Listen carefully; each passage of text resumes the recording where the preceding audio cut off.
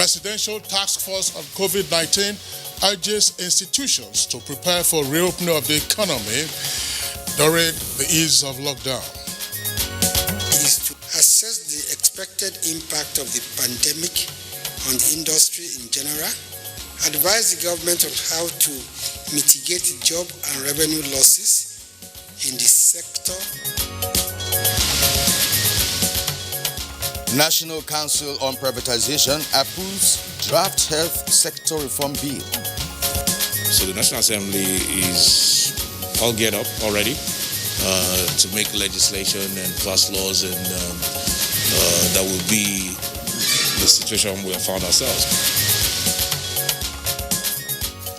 Bill to amend Nigerian Content Development Act of 2010 passes second reading in Senate.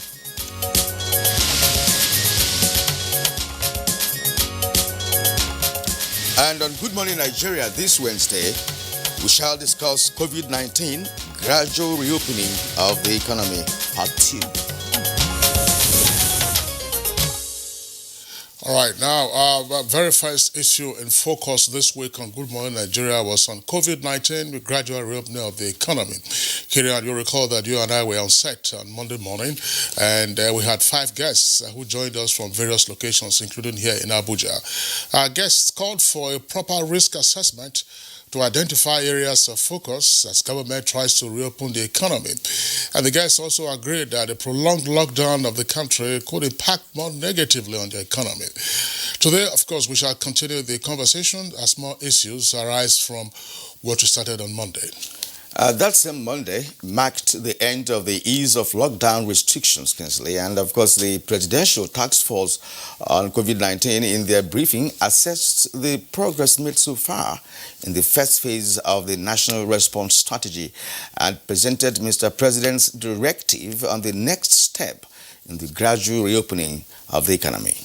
Now, economists have commended the fact that many corporations and government offices have been allowed to open partially and therefore operate skeletal services, and that this, of course, are expected to facilitate the activities in other sectors of the economy. Another encouraging sign is a controlled opening and increased access to markets as well as supermarkets, banks, and other income-generating activities for daily paid workers. Well, Secretary to the Government of the Federation and Chairman, Presidential Task Force on COVID-19 on Monday said the reality is that in spite of the progress made, Nigeria is not yet ready for full opening of the economy. He went on to add that the 2 weeks extension of Phase 1 of the eased restriction is to enable adequate preparation for reopening of the economy in compliance with the COVID-19 safety guidelines. All right, now one question that immediately pops up to my career is, even as some 226 new cases of COVID-19 were announced by the NCDC last night, how can the government ensure that adequate measures are in place in various places of work, markets, private corporations, and businesses to prevent new infections and spread of the coronavirus when indeed when the economy fully reopens? And what sectors should the government prioritize to avoid what's not been described as the IMF prediction of some looming recession for the economy? In particular, also, what drastic actions are required in order to cushion the blow inflicted on the economy by coronavirus? Well, this is on this note that we're going to welcome you to today's edition of Good Morning Nigeria. It's Wednesday, and I'm Kingsley Osadolo. And I'm Kirian Umayo. Many thanks for joining us on the program, reaching you live as always on the network service of the NTA. And as usual, we have a complimentary segment in the course of the package. And newspaper review will be part of it, including business news. For now, let's join Comfort Modi, already seated to deliver the morning's news highlights. Hello, Comfort. Hello, good morning. Welcome to the morning news.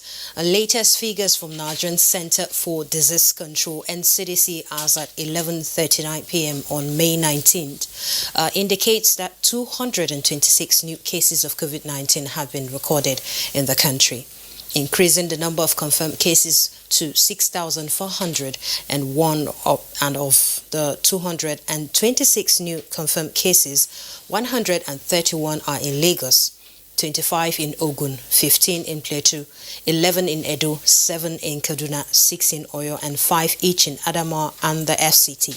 There are 4 new cases each in Jigawa, Ebonyi, and Borno states, while Nasarawa has 3 new cases.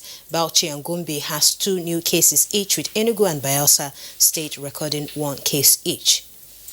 1,734 patients have been discharged so far, with 192 deaths recorded.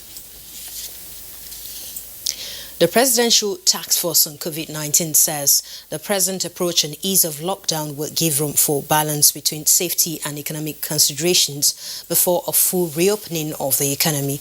Chairman of the task force, Boss Mustafa, announced this at Tuesday briefing on coronavirus pandemic. Behavioral change is a must for every citizen because COVID-19 has changed the world completely. Our future remains in our hands, and compliance is one of the keys to opening that future. Federal Ministry of Health places special priority on the maintenance and continuation of essential services in health in both private and public hospitals throughout the country. All things being equal, millions of Nigerians may not have to pay or receive quality health care delivery services in the country. This is because the National Council on Privatization approved the preparation and presentation to President Muhammadu Buhari a draft legislative instrument to enact the health sector reform bill and associated legislation.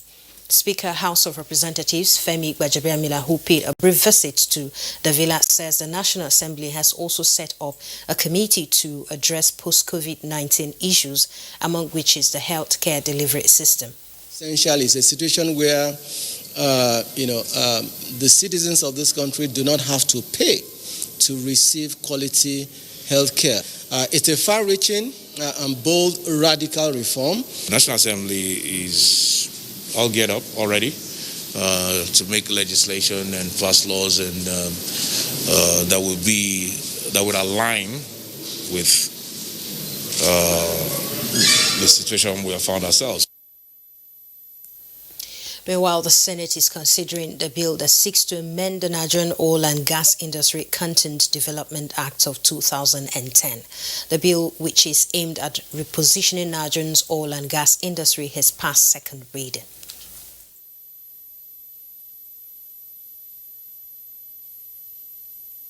To monitor industry spend and promote expansion of the portion that is delivered to Nigerian companies and people, so that we start having Nigerians playing domineering role.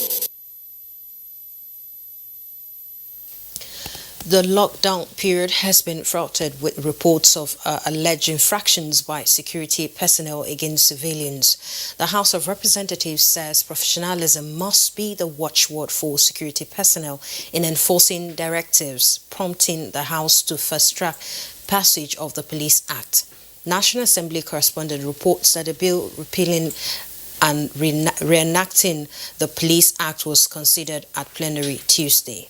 The plank of the economic diversification policy of this administration. It creates the highest number of jobs after agriculture, especially for the youth. In the meantime, Information and Culture Minister Lai Mohammed has inaugurated the Post-COVID-19 Initiative Committee with a call on all members in the industry to galvanize support for the committee in the overall interests of the industry.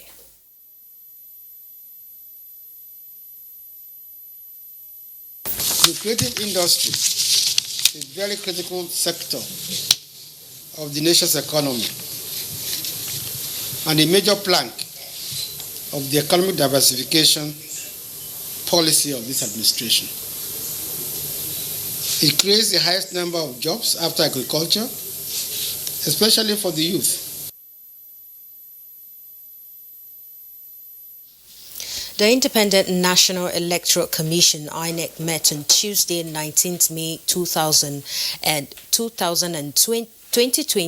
and deliberated on the conduct of the Edo and Ondo governorship elections, as well as 9 outstanding by-elections in different parts of the country. The Commission reiterated its commitment to conduct the Edo and Ondo governorship elections on the 19th of September and 10th of October 2020, as contained in the timetable and schedule of activities released on 6th of February 2020.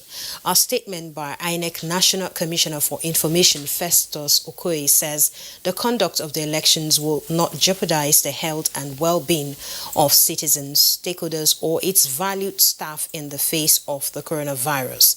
The statement adds the Commission will accelerate consultations and engagement with political parties, civil society organizations, security agencies and health authorities, as well as its policy framework is finalized on the 21st of this month. And that concludes the news highlight for now. Good morning, Nigeria on COVID-19. Gradual reopening of the economy will continue with Kingsley and Kieran after this break. Good morning. Main way coronavirus spread is when infected people sneeze and cough. Small droplets of fluid expelled by cough or sneezes are laced with viruses looking for new respiratory tracts to infect. When a sick person sneezes around someone who is healthy, the virus can land in the nose, mouth, or even the eyes, causing an infection.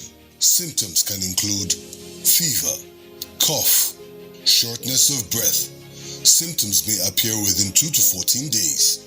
Seek medical advice if you develop symptoms and have been in close contact with a person known to have COVID-19, or if you live or have recently been in an area with ongoing spread of COVID-19. This message is brought to you by the Nigerian Television Authority, NTA, Africa's largest television network. Disinfect and protect your home with Jik. Jik kills 99.9% of illness-causing germs. Disinfect floors, kitchen and bathroom surfaces, and wash white clothes, towels, and dishcloths with Jik bleach. Just Jik it. Disinfect and protect your home with Jik. Jik kills 99.9% of illness-causing germs. Disinfect floors, kitchen and bathroom surfaces, and wash white clothes, towels, and dishcloths with Jik bleach. Just Jik it. In this time of despair, our country, Nigeria, needs us now more than ever.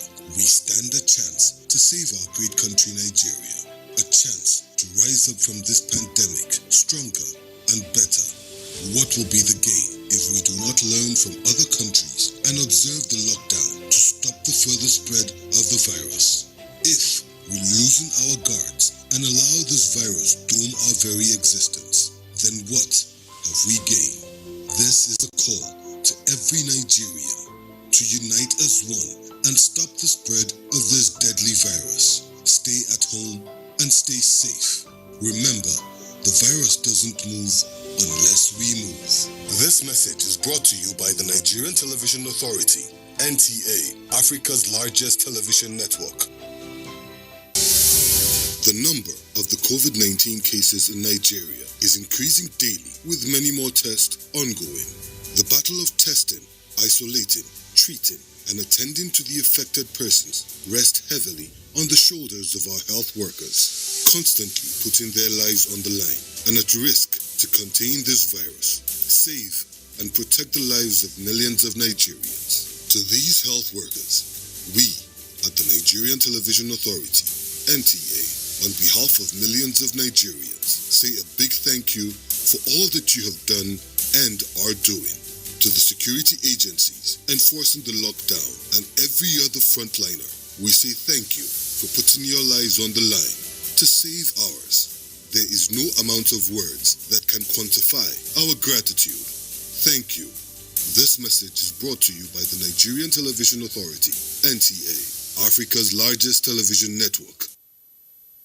Today on Epic Lane 9 Job Mission, we visit Mrs. Johnson live in Lagos.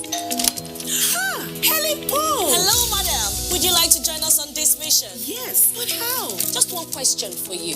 How do you keep your toilet clean? I use regular detergent and bleach for washing and removing yellow stains. I have been using it for years. Oh, madam, the regular detergents and bleach are used for washing clothes. To clean your toilet properly, you need Harpic 10X. It is specially made for stains in the toilet. Harpic Thick formula settles on stains and gives 10 times better cleaning compared to regular detergents and bleach. Wow! Now I'm convinced, Helen Paul. Really? Yeah! Now that she's part of the mission, the next house is yours.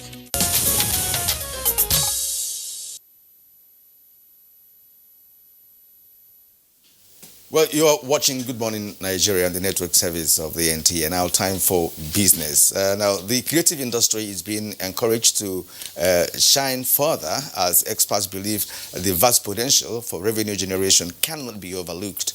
Let's now join Abdul Karim Zurumi for more. The Nigerian creative industry, with its fast-growing tech, film, and fashion subsectors, is a major exporter of culture. With the current state of show business across the world, Nigeria inclusive, it has become imperative for the country to further invest in the infotainment sector. Social media has further proved the reach of the creative industries such as digital art and illustration, animation, fashion, photography, and the likes. The expressive and creative youth, given the proper backing, could use this opportunity to further aid revenue generation in Nigeria. Understand that the creative industry, entertainment industry has wrecked billions of dollars. You see most of our entertainers, the likes of Davido, Wizkid, all these guys. These guys, if government concentrate on entertainment, see how they can invest so much in building people, in building talent. I bet you the country, our nation, what Nigerians, what we expect will be amazing. Because right now, if you have somebody who is talented, just imagine the way Wizkid is today. Now check out how many people who are surviving through Wizkid. You get me? So if the government take us time to say, okay, let's invest in creativity, invest in talent, I'll tell you that there's so many talent out there. Now let's head to the floor of the Nigerian Stock Exchange to see how the market fared on Tuesday, 19th of May, 2020.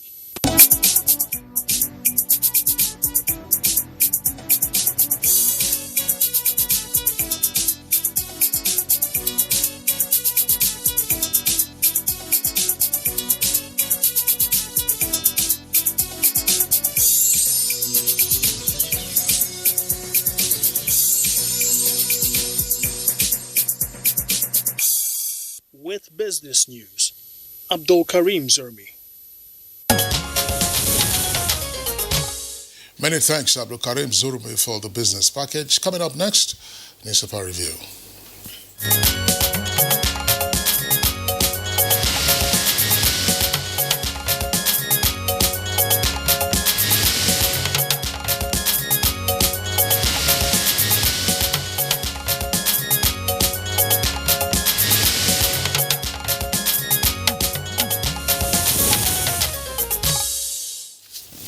And now we have Bayo Tebi here with us in the studio for today's review. Bayo, it's a pleasure to welcome you this morning. Thank you, Kian. Good morning. Good morning, Kisley. All right, Bayo, good to see you. Thank you. Good morning, Nigeria.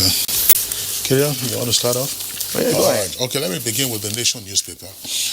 The Nation newspaper, above the nameplate, prices of bread to go up by 60%. Bakers lament high cost. Details on page 27. Extend bandits battle to Sokoto and others. Senators Buhari, that's on page 4. Kano deploys Sharia police for Eid, and government fine-tunes lockdown. And below the name flag, Lawan, that's the Senate President, seeks reversal of power sector privatization. Details can be found on page 25. Lead story is on coronavirus. Says NAFDAC begins testing of 4 virus remedy drugs.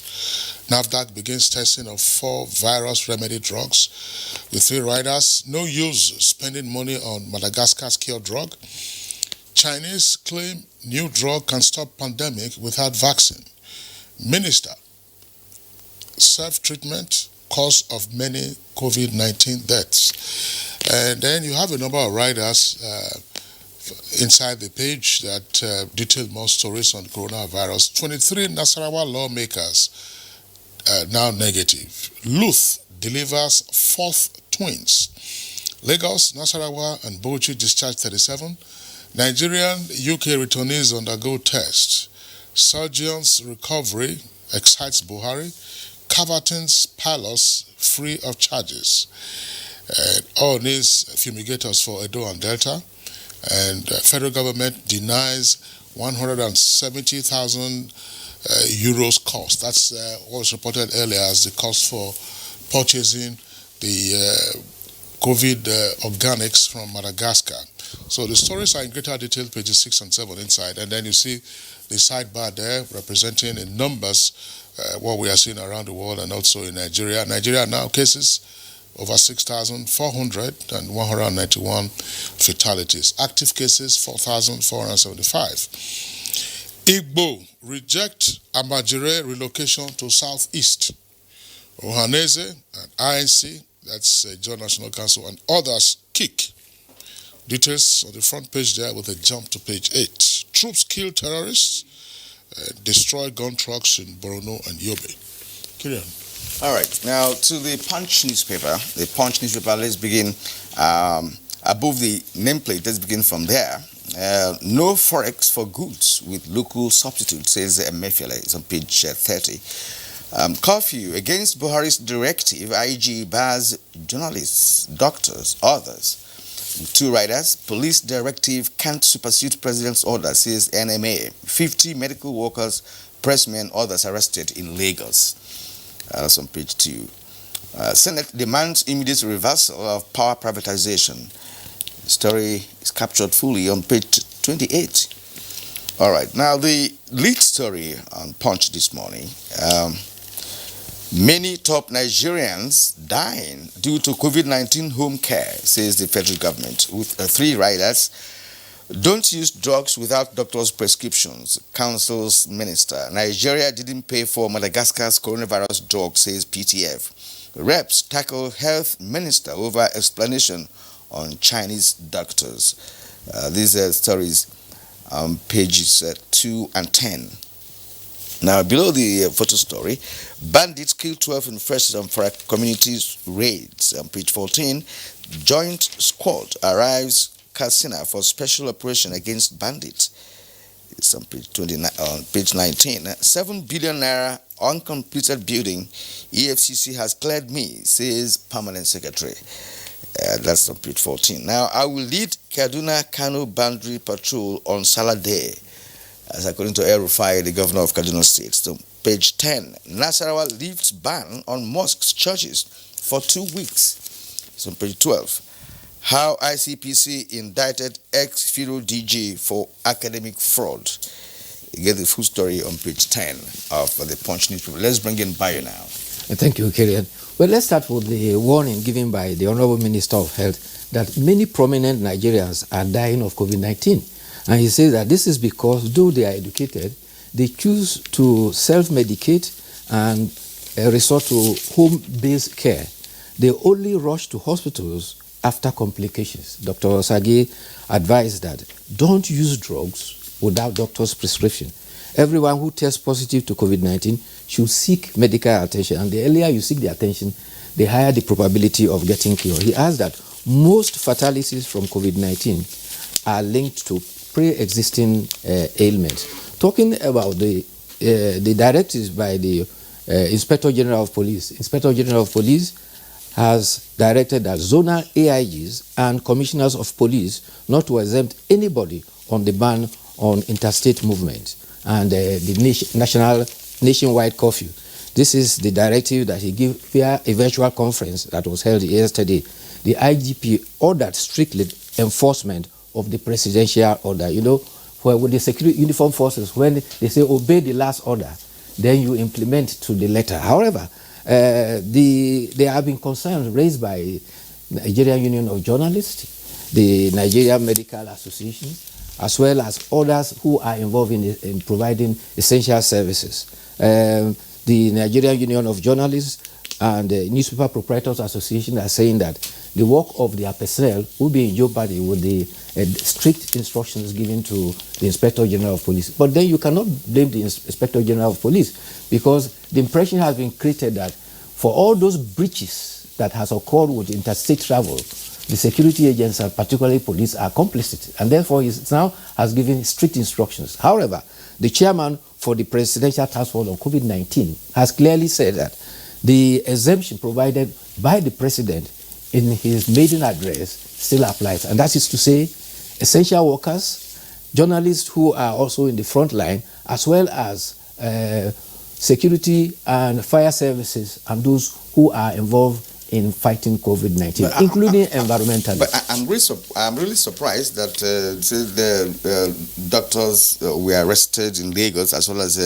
journalists. I wonder why the arrest. We just talked about exemptions. Well, I don't know. Again, it is part of the instructions, and when you give instructions, sometimes you have to use your discretion, because instructions are total restriction, ban on movement, and curfew time. And so some operatives will insist that as far as they are concerned, the last order is no movement. It happened to me when I was coming for Good Morning Nigeria, especially on the first day of lockdown. I got to the point, I showed them my ID card, and I was told that, look, the instruction is nobody should pass.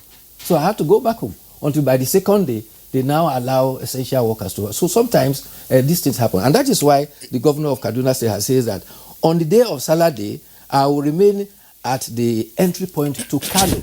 Kaduna State is bordered by 6 states, and it has 14 entry points into Kaduna State. Governor El-Rufai says he's going to be there on Salah Day from morning till night as the Kano entry point. He wants to make sure he supervises and frustrates any attempts to import COVID-19 into Kano State. And he also was remarking that because security people are compromising and allowing people to pass. So these are the conflicting signals that is causing the confusion.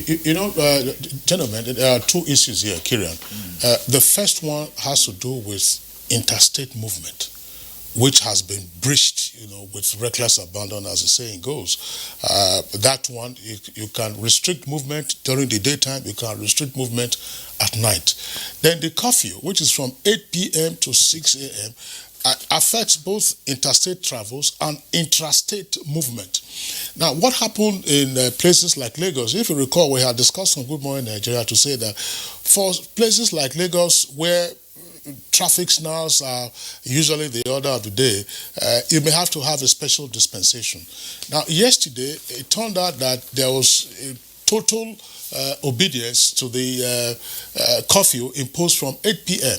Now, it lingered for well over 3 hours, and later that last night, the Inspector General of Police now had to reverse the order to say, okay, persons on essential duties, including medical doctors, journalists, firemen, and others so classified should not be exempt. But look at it. How are you going to implement that? Except you will say at the tip of the gridlock, if you were held up in traffic in a gridlock, there's no way an helicopter is going to come to winch your vehicle so that you leapfrog the queue that is right in front of you. So I think it was the fact that essential workers were not exempted from the curfew from 8 p.m. ab initio that caused all of that confusion. And since the lockdown, essential workers have been exempt, from all of this. But the curfew remains. How you implement it in Lagos it's a major challenge. Under the most circumstances, when you say essential service, there's no time limitation. When it's essential, for instance, some of our staff here do night duties. Some come to work around 4 p.m. to remain till about 12 midnight or even beyond that. Likewise, other media houses and newspapers and radio and TV in Abuja will have almost over 50 radio stations and TV stations as well. Now, people in the medical field, you have nurses. They all run shifts, some morning, some evening, some nights, and what have you. And it cuts across all essential services. Is it fire service? If there's fire somewhere, they have to move. No matter the time, irrespective of the time in question. So this issue of mismanaging the curfew, for me, is I blame those who are the agencies concerned, because they know the difference between essential duty and non-essential duty. Well, going to the COVID-19 update so far, yesterday we had 226 new cases in 16 states of the Federation. Just when we are beginning to say that, are we reaching the peak so that we can begin to think of the curve? Apparently, it's not indicating so. Lagos alone had 131 yesterday, Ogun had 25, Edo 11. Oh, there are 13 other states that all had also recorded cases. 4 of them, Katsina, Borno, Bauchi, and Jigawa, had over 200 each. Ogun had 178, and there are others that had over 100. That's about 6 others. So you now have only a few of them. Imo, Bayelsa, that had only 7, and Benue, Anambra, Abia had 5 cases. So apparently, COVID-19, much as there's a lot of initiatives to contain it, it does not appear as if we have reached the peak yet. It is still rising, and there is need for more concern. Across Africa, Egypt registered 720 cases yesterday. South Africa has 16,433 cases and have already lost 286 deaths. They are already contemplating allowing some schools to open any time from now. The other area of concern is in the area of relating to the Senate. Senate yesterday also asked the federal government to consider a comprehensive review of the power privatization process. The Senate president was specific and said, we gave power to them and they still want to come back to us and they want us to pay them money. There is a need to review the whole process. Meanwhile, the Minister of Power has announced Sule Abdulaziz as the new acting managing director of the Transmission Company of Nigeria. He replaces Usman Guru, who was removed. The other area of concern is also coming from the House of Representatives, and they have expressed concern about an agency that is called MBET. MBET has been indicted by the EFCC, ICPC, and also the Office of the Accountant General of the Federation.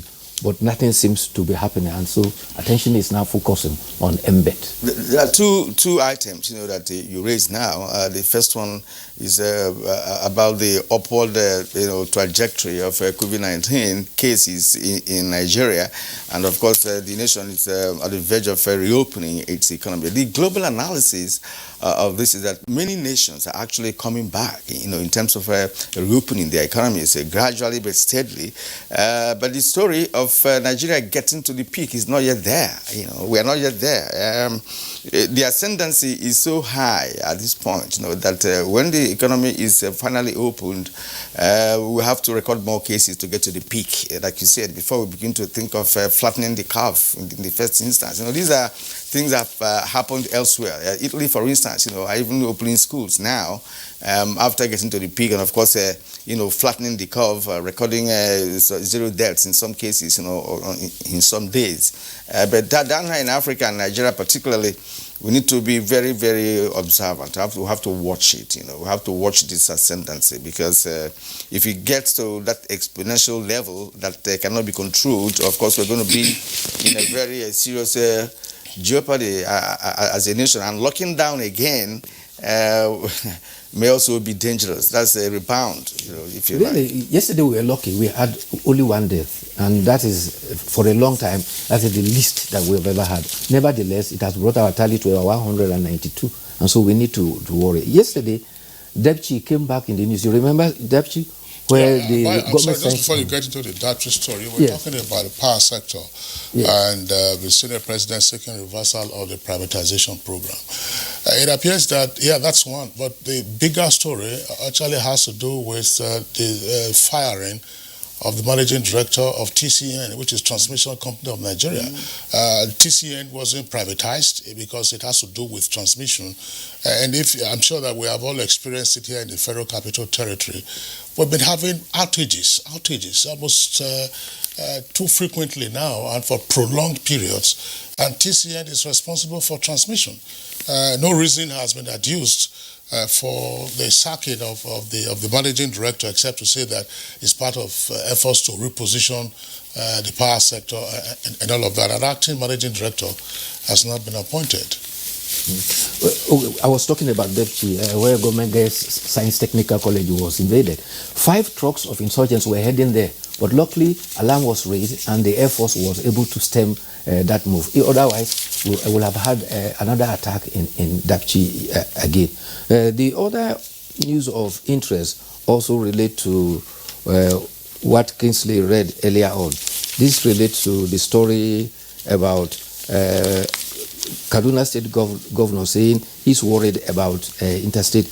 Already, Nasarawa State has also lifted a ban on worship centers. This brings to 11 the states that have so far lifted a ban on worship centers. It is in anticipation of the Eid al-Fitr likely to come either Saturday and Sunday. In the Northwest, 5 states have lifted such ban. In the Northeast, 5 states, Northwest, 3 states.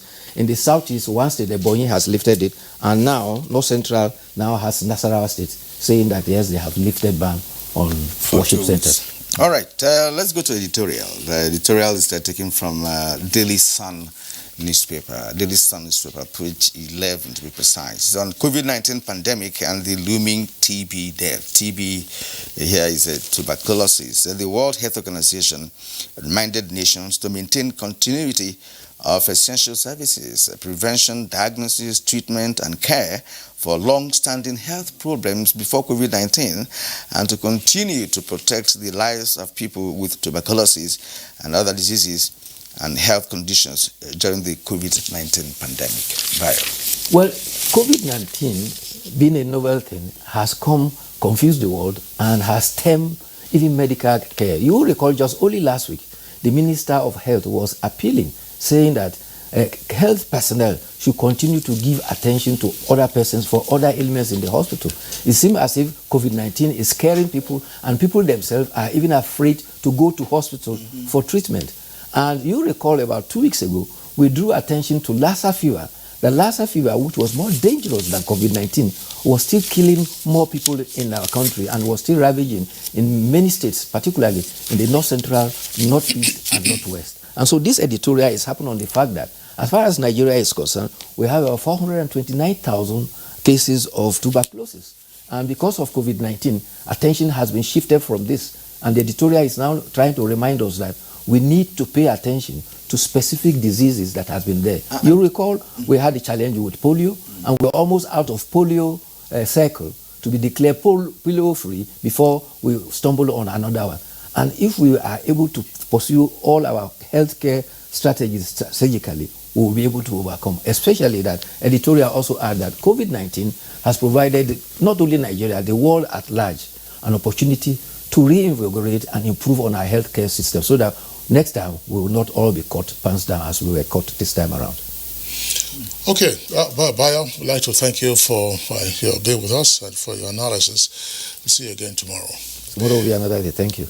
All right, it's Good Morning Nigeria, live on the network service of the NTA. We'll take a short break now. When we return, we'll go ahead with our discussion segment. The coronavirus, also known as COVID-19, is spreading at an alarming rate all over the globe, including Nigeria. With the number of infected persons in Nigeria increasing daily, prevention is better than cure. Coronavirus has no cure. The virus spreads from one person, who affects 2 persons, and by the time the affected person is isolated, the 2 persons have affected 4, and it keeps spreading. You must take preventive measures to save yourself and that of the people around you. Always wash your hands with soap and water. Put distance between yourself and others. Whenever you cough or sneeze, cover your mouth. Clean and disinfect surfaces. Stay at home if you're sick and contact the proper authorities. Together, we can cut down the spread of the coronavirus. This message is brought to you by the Nigerian Television Authority, NTA, Africa's largest TV network. I just don't understand this coronavirus thing. Is it real? See, coronavirus, known as COVID-19, it's a global problem and has killed thousands of people in China, Italy, Spain, UK, US, and other countries around the world. Okay. Now, why are they saying that we should stay home? Because if you go outside and get in contact with someone who is infected, you become infected and then come back home, affect your family. That's how it happens in other countries. Now, please, help me explain what this social distance is all about. See, as we are now, the virus travels through the air and by touch. We must maintain 6-foot distance at all times. Oh, so it's not by washing my hands with soap and water or hand sanitizer that is only important? Washing of our hands regularly is very important. But we must come together and fight this virus like we did Ebola. It is our responsibility to each other.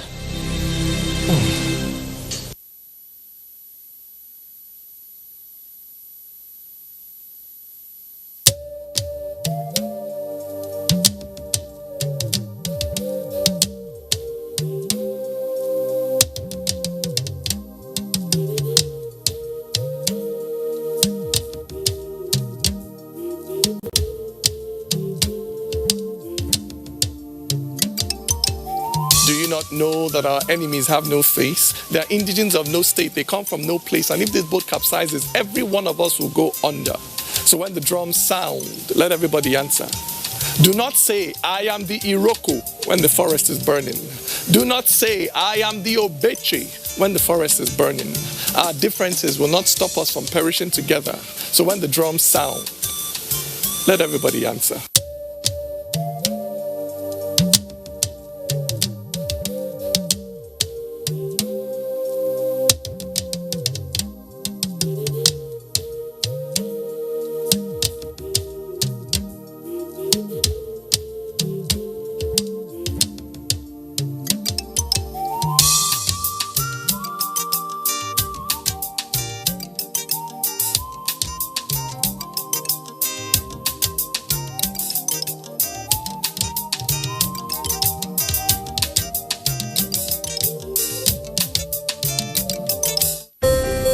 I just don't understand this coronavirus thing. Is it real?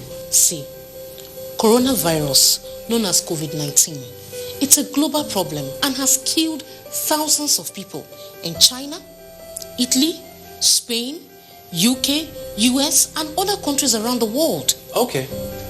Now, why are they saying that we should stay home? Because if you go outside and get in contact with someone who is infected, you become infected and then come back home, affect your family. That's how it happens in other countries.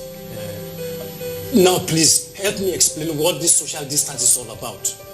See, as we are now, the virus travels through the air and by touch. We must maintain 6-foot distance at all times. Oh, so it's not by washing my hands with soap and water or hand sanitizer that is only important? Washing of our hands regularly is very important. But we must come together and fight this virus like we did Ebola. It is our responsibility to each other.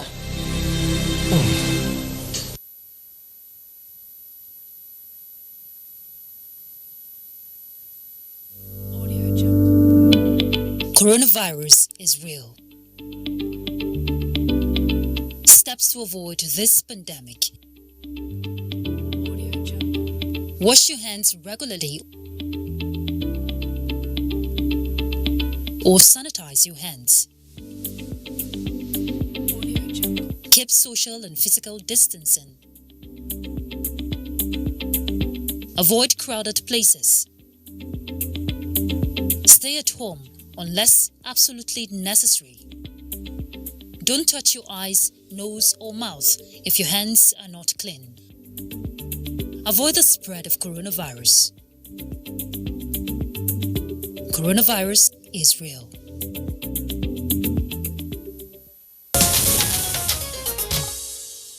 Well, we thank you for staying with us on Good Morning Nigeria today. And of course, to set the mood for our discussion on COVID-19 gradual reopening of the economy part 2, let's watch the excerpts from Monday's program as compiled by Abdulmalik Adiu.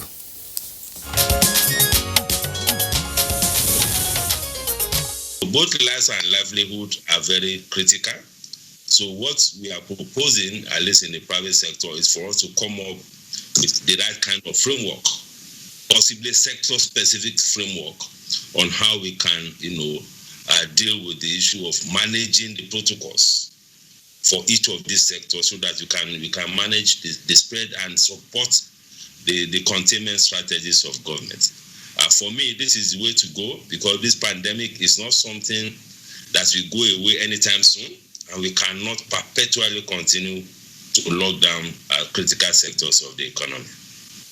With regards to the easing of lockdown, I will say that we are not doing well with managing the issue of responsibility, especially with regards to how people have decided to flout the several protocol that has been set both by government and industry operators. We must note one very important point about the relationship between, the health of the people and the health of the economy.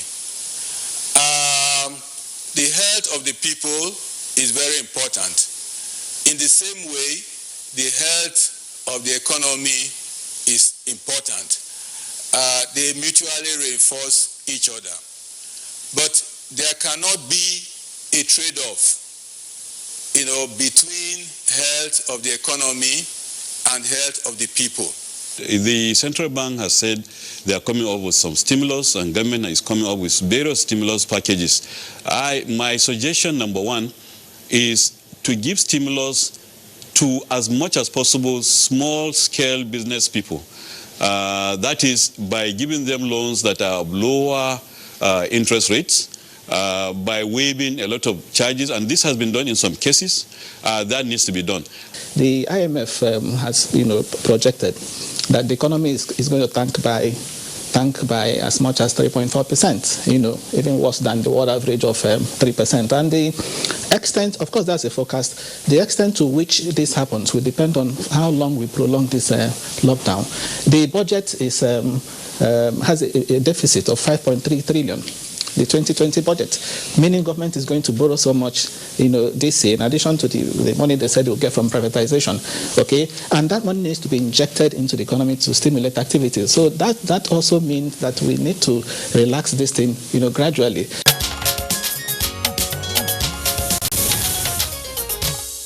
All right, now those were excerpts from our conversation on reopening the economy on Monday. We have guests with us here in the studios as well as at remote locations to join us into this second part of the conversation. First, let's welcome Rabo Saleh. Rabo Saleh is President, Federation of Tourism Associations of Nigeria. Pleasure to have you with us on the program. Thank you very much. Thank you. Also here with us in the studios, regular guest on Good Morning Nigeria, Professor Ken Ife. Professor Ken Ife, of course, is an economic analyst. Professor Ken Ife, delighted to have you again on the program. That's right. Yes, and joining us from our studio in Kaduna, Issa Aremu. Issa Aremu is the Vice President, Industry Global Union and member, National Institute of Policy and Strategic Studies, Kuru. Good morning and welcome to the program. Good morning, Nigerians, and I want to say Ramadan Kareem to everybody. Okay, and on Skype from Lagos is Captain Roland Eyayi. Captain Eyayi is the former Managing Director, Nigeria Airspace Management Agency. It's also a pleasure to have you join us this morning on the program. Thank you very much. All right, gentlemen, once again, I'd like to have you join us on this conversation. Let's begin from our Abuja guest, Professor Ken Ife.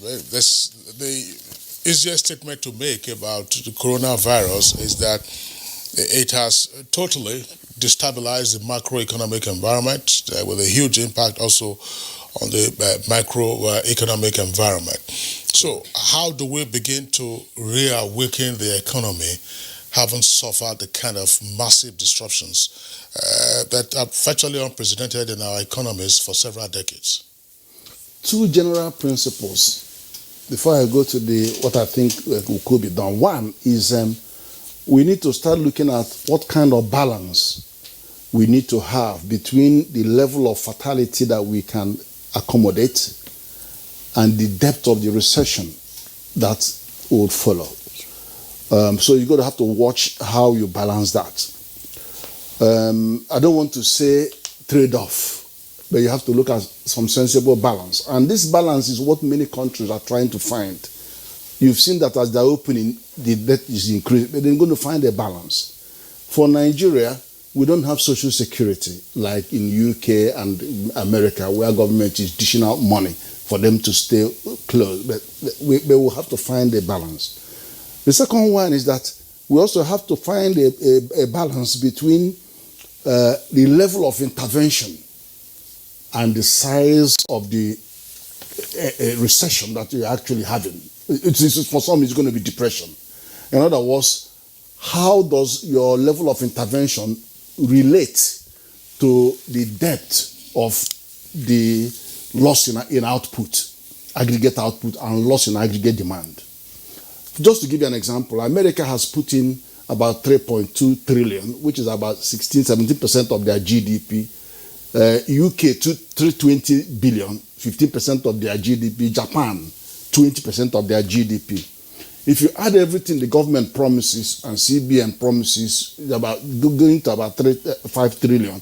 That's about, even it could be more than 5 trillion, 6 trillion, but that's about 4-5% of our GDP. So the question is that we probably have to look for more money. But it's beyond that. You have to come and look at how are we actually drilling down and spending the ones that are on the table. Because I've had 50 billion, which is in microfinance bank, how slow it is in getting to the people. But there are good steps are being taken. Then, on the general theme, there are 4 key areas of intervention that will decide how quickly we can open up. One is, we are aware of the level of fiscal measures, so monetary measures, humanitarian measures, and the overall control of the whole situation of public health by the FTA, the task force, presidential task force. Then the second area is, how are we going to support the industry, the businesses? And I'm glad Rabo is here, because his industry is hit very hard, and they don't seem to have a champion that is raising the profile of their case. They are connected to aviation strongly. Now, how are we going to support those small businesses? Because these are the people that are losing the jobs, losing the output, losing the demand as from government. But the government workers are getting their salaries, but these people are not getting their salaries. The third one, very critical, I haven't heard people say about this. What are you going to do about protecting the health of the workforce as they go back to work? There are prevention protocols. There are what we call COVID-19 and occupational safety, health and security. That is an implementable regulation. And it's huge number of protocols there that have to ensure that as they come back, that the government, they take individual responsibility, companies take their own responsibility, and they work in a safe manner that reduces death at the workplace. Okay, all right. Then finally, dialogue. There has to be a high degree of social dialogue. I'm glad Rabo is here, because we need to have dialogue between the organized private sector and the captains of the PTF, so that we will all agree on the template for reopening. I have suggested 5-stage template. We can reduce it to 3 stages. Stage 1, which businesses should open in stage 1? How are they going to be monitored? Now bring the state governments to superintend on the implementation of those. If they are not ready to go to stage 2, the state governor will say, we are not going to stage 2 because you have not complied with stage 1. So all of this will be done by state. You get the governors in. And the federal government can't do it all. You have to get the governors in, but you have to have a template that is agreed with the organized private sector. Yeah, well, what I've just said was what was applicable in the U.S., but at a point, the U.S. president was saying, look, that he has to call the shots. But on a second thought, he has to bring in the governors, just like rightly said, because each state has its own peculiarity. Correct. And even behavioral pattern in terms of human beings who are supposed to obey the protocols in question. Right. Because let's bring in Rebel Saleh here. You have already pointed out that your industry was hard hit within this period of lockdown, and it affected all facets of industry, from normal transportation to aviation and what have you. And many persons who work in the aviation industry, not just in Nigeria but globally, have even lost their jobs already in the US and all of that. So now that we're trying to reopen, what should be your line of thought with respect to how that industry will be reopened, considering, of course, that we're still on the ascendancy with respect to COVID-19 cases? Well, thank you very much. I think Prof has said it all, because he has tried to give us some stages in which we have to follow before we open up the economy. For us in the hospitality and travel industry, we are the worst hit. Worst hit in the sense that as we speak right now, all our businesses are all at a standstill. But we're hoping that gradually they will begin to reopen. And when they reopen, then we will see people coming back to business. But what has happened to these businesses before we even talk of reopening? As we speak now, a lot of people cannot pay salaries. Revenues have been lost. You cannot, I mean, there are people are not even going to their offices as we speak now.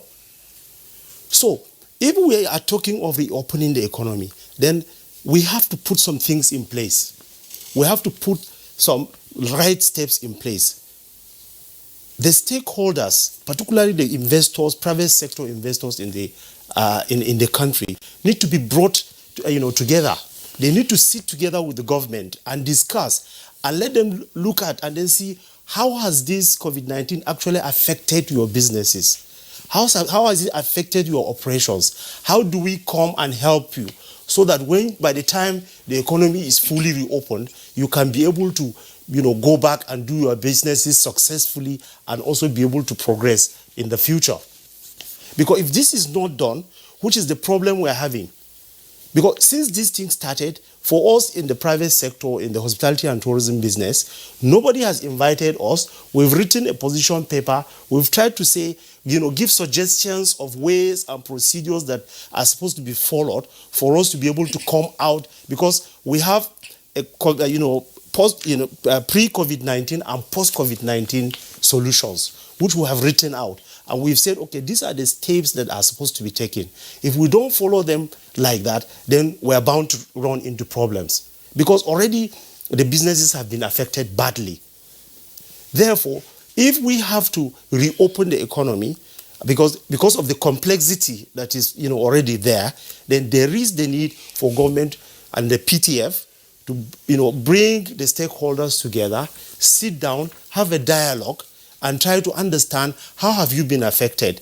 How have you been affected? How can we come in to help you so that you can be able to continue, so that we don't continue to have job losses, and then losses in revenue, which at the end affects the economy and sends us into further recession. All right, Rabo Saleh, thank you very much there for your opening comments. Let's bring in Captain Roland Iyaye. Captain Roland Iyaye is former managing director of the Nigerian Airspace Management Agency. Captain Iyaye, I mean, you have also been in the business side of the aviation sector, and aviation sector clearly high-tech and capital-intensive. You've been grounded now for well over 2 months. How easy will it be to refloat the aviation industry? Thank you very much, Kingsley. Let me just say this. The entire industry worldwide has experienced about 7 different crises, as it were, since 1945. We had the oil crisis in 1978. We had the Gulf War in 1990. There was a financial crisis in 1996. There was a 9/11 in 2001. You had SARS in 2003. There was a global depression, a financial crisis of 2008. And now we have a COVID-19. Now, to understand the severity of the COVID-19, the most severe of all the crises I've mentioned so far had been the 9/11. And at that time, the airlines in the world lost about 23 billion, as it were, in revenues. As we speak today, IATA had a review of their earlier forecast of about 63 billion to 314 billion just for the first quarter of 2020. Now, that should tell you the existential threat that the COVID-19 poses for the industry. Now, when we talk about where we are in the domestic market, all the airlines have shut down. Most airlines have put all their staff, about 60 to 70% of their staff, on furlough without pay, meaning that they've been asked to go home without pay. We have a situation where those who have asked them to stay on have had their salaries slashed to about 30%. The reality is the airline business is a cash business. When airlines are not flying, they're not earning. When they don't earn, they cannot sustain.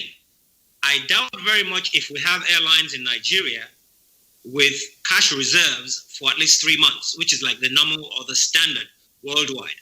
That said, it means that for us to talk about a reopening, a lot of airlines will find it very, very difficult to come back on. Another thing, all this period, whilst the airplanes are grounded, there's a requirement that means that you must have these airplanes, serviced, which is called active storage. It means that on a daily basis, on a weekly basis, even though they're not flying, the engineers are required to do certain things on these airplanes to make sure that by the time you're ready to fly, they're still airworthy. So these are things that will cost the airline money all through this pandemic. And there's no sure way of saying that the monies will come back. Now, by the time you talk about reopening the airspace, the next major challenge the airlines will have is that of, rebuilding the confidence in the traveling public. Now, how do we get to do this? A lot of people will be telling you that, look, with the way things are, this particular COVID-19 is very infectious. How am I safe getting on an airplane as soon as they say, well, it's time to go? So what we see is a situation where the passenger load factors will be extremely low over the next 6 months, so to speak. If we take the fact that the 9/11 took about 6 months to recover, and that is not a health pandemic, I can say to you factually that it will be very difficult for us not to see a recovery spanning at least 12 to 18 months in this particular instance. And in that time, it is almost certain airlines will go bankrupt. I can always say this now because as it is, in the UK, major airlines are already shouting bankruptcy. As a matter of fact, one airline has gone bankrupt since March, Flybe. So what we're going to see in the country will be no different. And except, of course, an airline is financially stable, and very few airlines are in Nigeria, that's a reality, we will see failures. Now, when we talk about the real estate of the airports, when it comes to the reopening of the businesses, when you talk about the social and physical distancing we're talking about today, what it means is the airports will have to now have spaces on their floors to indicate the actual location or position passengers will need to stand so that we can maintain the protocol of social and physical distancing. Now, when you talk about that, what you end up doing is that you're now quadrupling, the real estate that's required for the passengers to come in there. What it means is that you have extended queues outside of the terminal buildings for you to be able to maintain the protocols. How do you sustain that? Now, it means that the airports authority will have to deploy additional aviation security personnel. And now, the aviation security personnel will need to be trained, not just in people or vehicular movement and the control, but also emergency evacuations, which could happen. So we're talking about a major undertaking, and I'm not sure at this particular point in time we are well equipped to deal with it. But having said that, it is something that a lot of countries are doing on the go, meaning that nobody's had this experience in the past. So what we're trying to do basically is that we're trying to figure out things as we go along, and that's probably going to be what's going to happen when businesses open. But the reality is the industry will take over the next 12 to 18 months to recover. Well, well spoken, right? Because that's an expert, analysis, based on his experience, because the scenario that you have painted, especially with respect to September 11 incidents that nearly, crippled the aviation industry, what you have said is just apt. We'll come back to you as we make progress in this conversation. Kingsley he was talking about airports. Mm-hmm. We have Nigerian airports. They are not big. They are not large. Compared to other airports across the globe. For you to even try to, obey the protocol with respect to passengers traveling, you will find out that in our own circumstance, we may have to have people staying in an unpandemic proximity. at the airport, based on the size of the airport that we have. I like right? that. Pandemic. Pandemic proximity. Exactly. Right. So now let's go to Kaduna rather, where we have Isaremu. Sir, you are a member of the National Institute of Policy and Strategic Studies, and there's no gainsaying the fact that we are in a very difficult mix, healthcare versus economic development. And the precarious situation calls for advice from experts like you. Now, we want to reopen the economy. That's what the direction the government is going, just as the other nations are doing. And there may be, well, in fact, there should be precautions and, of course, necessary steps to be taken. Let's share your view on such steps with respect to strategy, of course, that will see us through opening our economy gradually but steadily.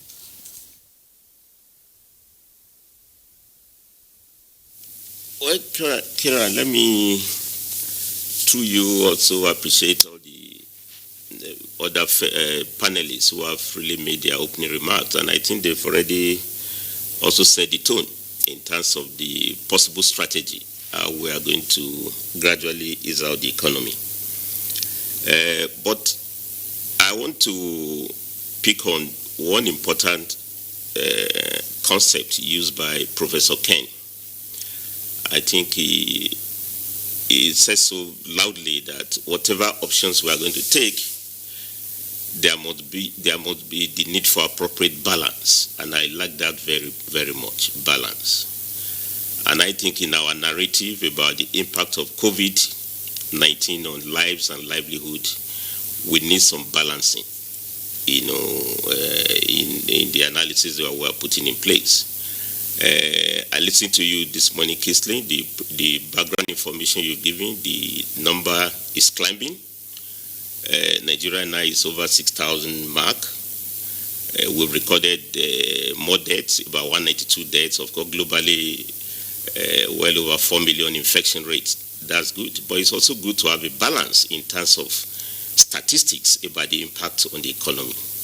This is very, very important. Also about livelihood.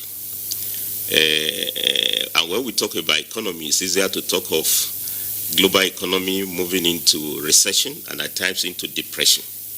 I think we should also look at the statistics on the impact of human welfare. And the ILO keeps statistics on this. There is ILO Monitor, which all of us should not close our eyes into. Close to 25 million workers are possibly going to lose jobs with the impact of COVID. ILO has said so. And with the loss of income of 3.4 trillion naira. Because when we talk of economy, we also forget that the workers' productivity and incomes are part of the backbone of the economy. ILO says that if 25 million workers lose jobs, as many of them are already losing at a faster rate, the estimate is about 3.4 trillion naira. No, what I'm saying here is that we can't have a appropriate strategy if we have balanced discussion about what the statistics look like. And I agree very well that out of the way out, again, I think Ken's concept of balancing is important. But the point I want to add to it is that there's already historic imbalance, if we have to be a bit analytical. Oxfam released a report this year that just 2,000 billionaires in the world control the wealth that is more than the wealth of 4.5 billion humans on earth. You already see some level of inequality. Now, COVID has perpetuated inequality more. More jobs have been lost by workers. They've lost income. There is massive poverty. Now, if you are going to have balanced policy, I think you must also factor this historic imbalance, which means in your support, yes, it's important to support businesses, but don't also forget that businesses are run by working people, who already are in a depressed state even before the COVID. The minimum wage you are talking about 30,000 naira. In real terms, in 2015, that had more value than we have now with the level of devaluation of the currency. So what I'm saying here is that I would like to pick on that, on the issue of balancing. And I think Ken also raised a very important point. As we are easing out, and I think that is why the point is all about, it's not one or the other. We must protect lives, but we must also return to livelihood, about productivity. But in do so, we should have an eye on safety. And I think Professor Ken also referred to occupational health and safety. And let me wrap up on this opening remark to say that even before COVID-19, given my labor background, I can tell you that the world of work has not been so romantic. ILO also estimated that 15 seconds a worker dies in the world of work. In fact, we have lost more lives to occupational hazards and health and safety than even wars. World war, millions of workers are dying every day due to occupation. So what I'm saying, what COVID-19 has done is that we can't shy away. We must return to production. And I agree with Manufacturer Association and co. We must return back to production. But the issue is that what production? How do we carry it out? And I think those are the challenges that is in our hand. And I think, again, Professor Ken, I think you've taken all the concept from me. We also need social dialogue. I think there should be more discussion between business and organized labor. There should be community discussions, dialogue. How do we get it out? And I think to manage this transition, that requires a lot of enlightenment. This is not the time for engaging in acrimony, war of attrition, because if you operate separately, COVID will defeat all of us separately. And we can see, Kisley, we just opened up within the three weeks because of a lot of indiscipline. You can see that the number is climbing. And as Kire said, it's not yet receding. I think we need cooperation, we need collective effort, dialogue to make sure that we gradually, and that's why I like your team, the issue is systematic reopening of the economy. And I think we can have targeted reopening. Farmers must resume back immediately to work. It's very, very important because this is the time for planting. We can't combine health insecurity with food insecurity. That would be disastrous, as the case may be. And I think you should also look at critical sector of the economy where the labor intensity is very high.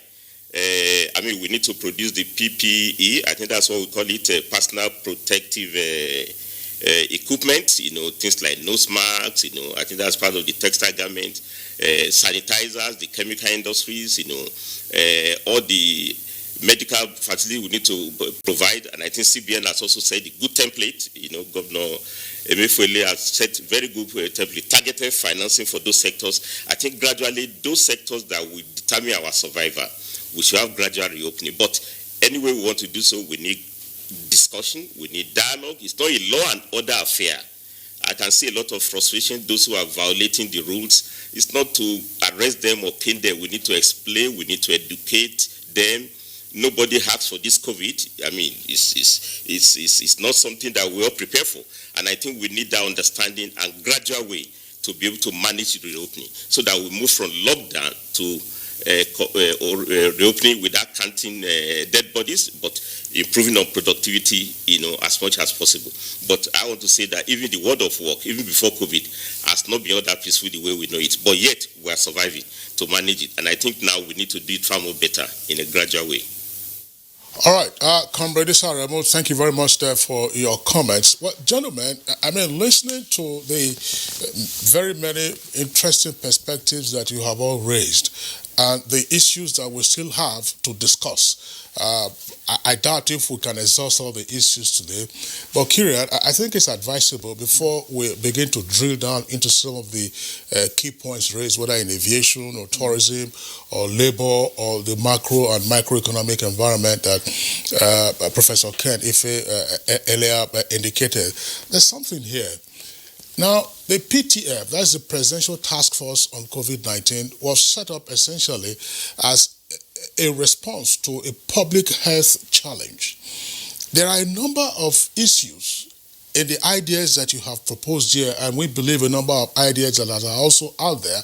If you listen to the technical issues outlined by Captain Roland Iyayi and the tourism matters outlined by Rabo Saleh, and what you have also said, Ken Ife, with regard to the four broad areas that we need to tackle, with the greatest respect to the PTF would not appear to be, in terms of its composition, sufficiently equipped to tackle all of these issues with regard to reopening the economy. Yes, even though it provides the lead in terms of advisory work to the president on the public health challenge and whether to reopen the economy or not, so that we know to whom we are addressing these recommendations and so on and so forth. What would you like to see? Is this a matter?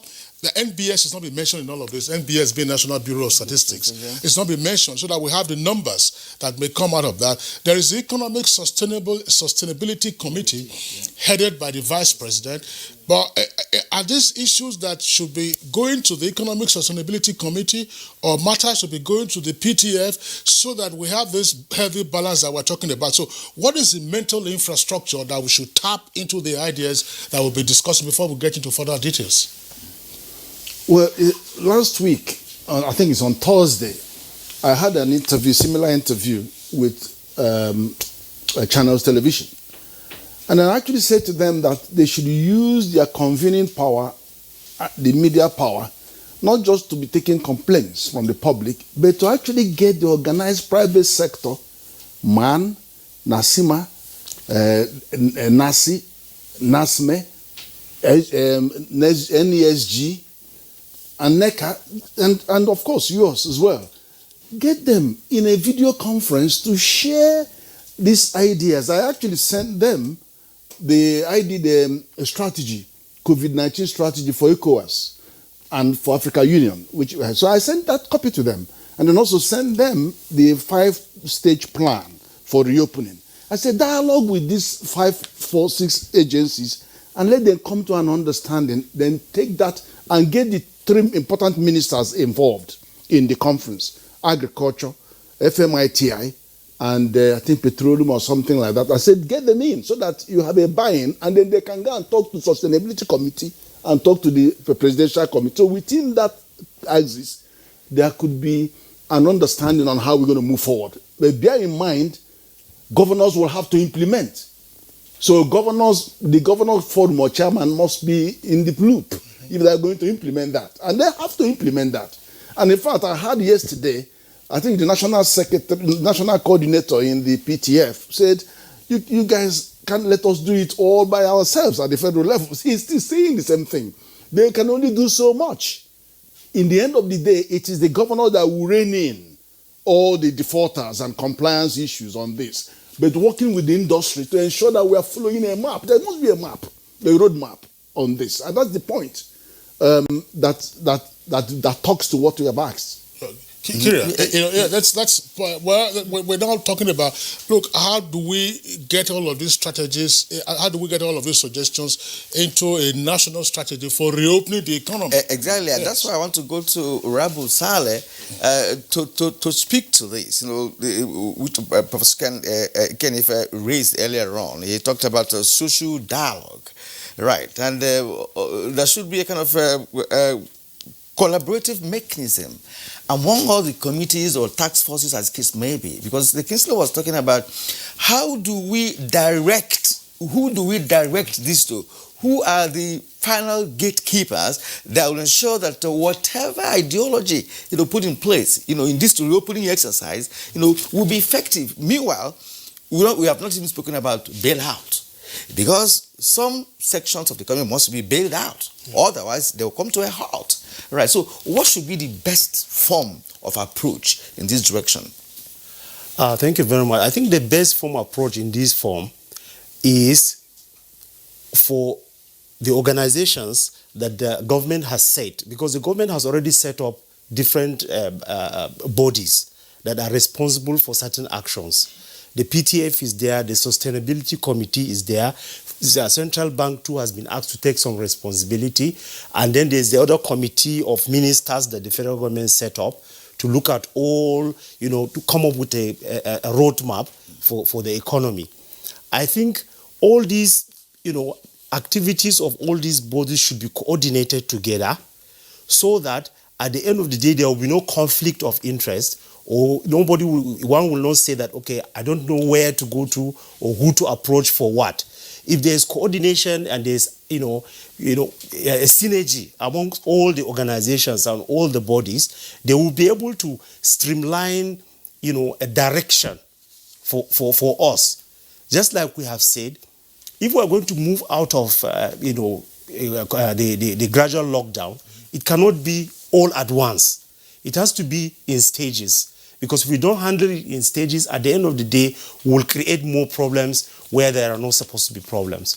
So if there is that understanding amongst all the organizations that are already discussing or have been given responsibility of this is what you are to do, this is what you are to do, then they should be able to get all the bodies, either private sector or some other government organs, to come sit down with them and then have a discussion with them and then have an understanding of what do these people really want and how do we, satisfy or meet up their demands, so that at the end of the day, when we have this, unlock the economy, then it's not going to create any additional problem for us, either in terms of affecting people maybe when they go back to work and there's no proper arrangement on social distancing, no proper arrangement on health care.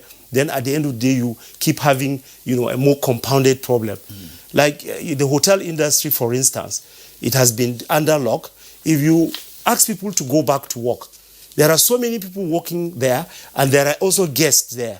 You can even look at it and say, okay, instead of opening it up completely all at once, then the workers can come in batches so that you reduce the number of people at the workplace, so that you reduce if there's going to be any effect. The same thing with the airports. For the travel agencies, the tour operators, right now tourism cannot flourish very well because there is a complete lockdown. So we believe that probably we start, saying, okay, let's promote domestic tourism. Let's encourage Nigerians to move. Even if we encourage Nigerians to move within Nigeria, we have to do it, gradually. And we have to also guide them on the number of people that will be at a place at a time, so that we don't end up having so much congestion and then creating additional problem.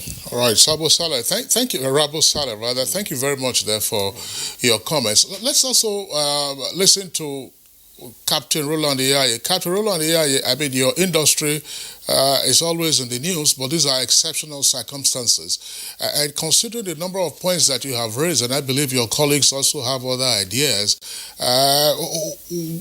who should be the target audience of your messaging so that you get the appropriate response and then get your sector reopened? Would you use the instrumentality, for instance, of the many organizations as listed by Professor Kenny Faye, such as NASIMA, LCCI, or the NSEG, that's the Economic Summit Group? Who will be the person or the organization or institutional establishment that has the best listening ear and therefore can activate whatever suggestions you have, brilliant as they are?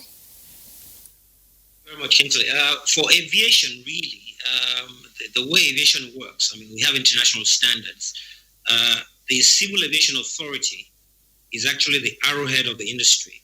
They are the regulators. Now, when we talk about aviation, we cannot take it as an island unto itself. I mean, it's part and parcel of the entire economy. As a matter of fact, it's the enabler of the economy.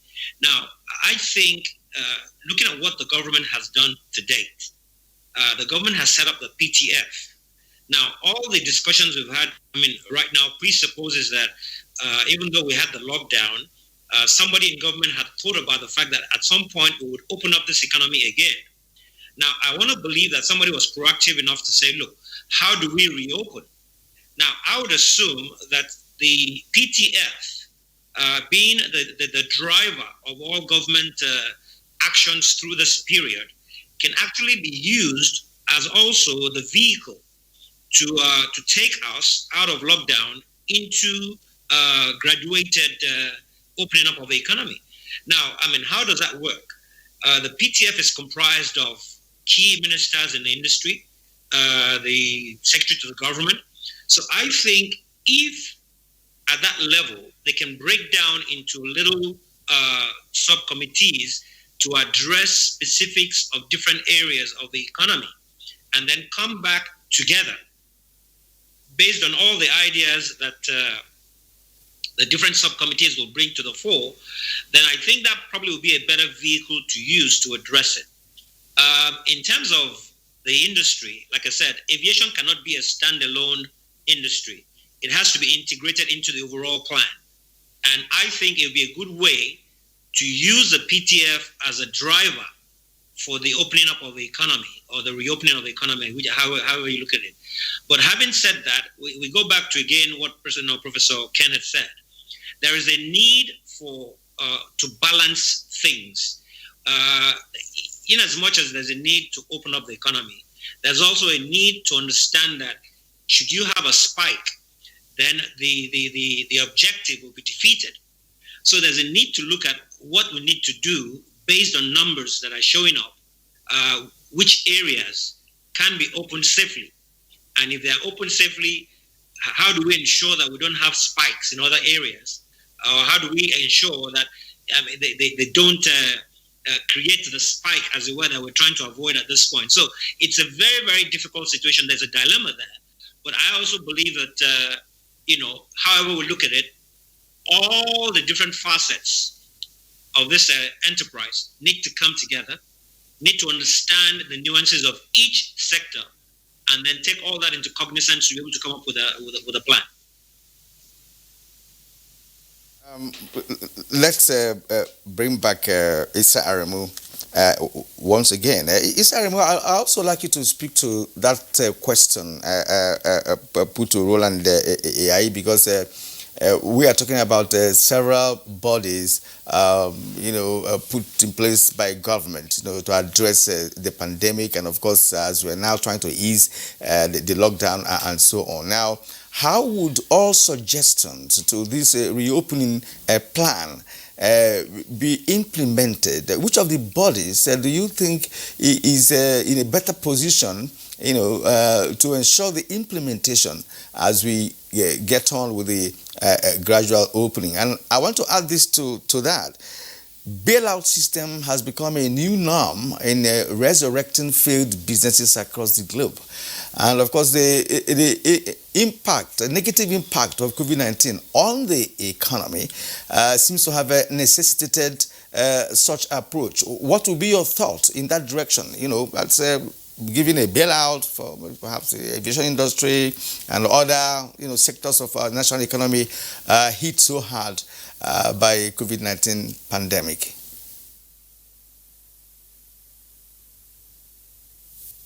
Thank you, Kiran. I think, just like you, I think, there have been a lot of initiatives to respond to the COVID pandemic, and you can list them. You have the monetary policy, initiatives. You have the fiscal authorities and the Minister of Finance, Madam Zainab, announced about 500 billion, naira, intervention, which is supposed to be backed up by the National Assembly legislation. And the whole idea is that even under this condition, we need to create more jobs in 774 local government. It's also part of the fund is also meant to turn around the pharmaceutical industry. You also know the kind of moratorium the CBN have put in place for different kind of loans for small and medium enterprises. If you also add the initiative from the state, so we have plethora of initiatives. But I also agree with you, it's now time to do what I call quality control of all these initiatives. We need to consolidate them. The sustainability committee headed by the VP, we need to harmonize that with what the monetary authority is doing, what the fiscal authority is doing. And this is where you need serious policy thinking, serious strategic thinking. And I think, Kiri, we are not short of ideas. I'm a member of National Institute, Kuru Jos. You also have the National Defense College. There are a lot of studies that have been done historically where we had pandemic, how do we have gradual reopening of the economy. Even the recent one, we need to learn from what has happened in West Africa. Liberia, Sierra Leone, who are really down with Ebola. I mean, how did you have gradual easing? And Nigeria was also part of that process, so we can draw on it. But my quick thought on that would be that anybody that fails to plan will definitely plan to fail. And I think all the discussions we're having must also be in the context of the national vision that we have put in place. You know that we have the Economic Growth and Recovery Plan, EPRG, which has been in place. A lot of effort has been to review it this year.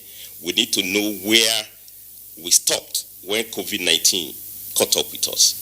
And there have been a lot of measures in that, and I know President Buhari has signed a lot of executive orders, 003, 005, which talks about the need for local patronage, the need for us to produce what we consume and consume what we produce. I think this is now the time to see how all those initiatives are tallied with them. We also have, I don't know what has happened to Vision 2020, although we're already arriving at the year. I don't nobody talk of this pandemic around this time. We also sign on to Sustainable Development Goals, SDGs. You know, so we are not sort of a framework under which we need to either lock in or gradually open out. But in doing so, my suggestion would be we need inclusivity or inclusion, let me put it that way. We have to engage more people, and when I listen to President Ken, you always mention Man, Nasima. I think Nigeria is more diverse than that. We must also talk of organized labor. We must talk of women. We must talk of youth. We need policy dialogue, not policy monologue. It's very, very important. There's no way you can reopen the factories if the people who work there, workers, are not carried along. You must know what the framework is all about. You must retrain them, retool them, but you can't, as late Abiola said, you can't shave any human being behind his or her back. You have to, everybody must be on the table. So, but I want to say that we have a national framework. Above all, we also have a constitution. 1999 Constitution without limitation talks of welfare and security of citizens. It has a robust position on health and safety. We must also see how we can take care of the vulnerables. Nobody talks of pensioners under this condition, the old people, all the numbers of people that are dying.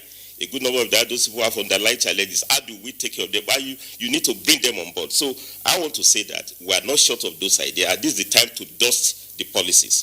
For the EPRG, let me take the oil and gas sector, for instance. Even though we are caught up now with the sharp decline in the crude oil price, but in that EPRG report, which is very, very good, and we are part of the process that put it in place, it talks of reducing importation of petroleum products by 80% by 2019.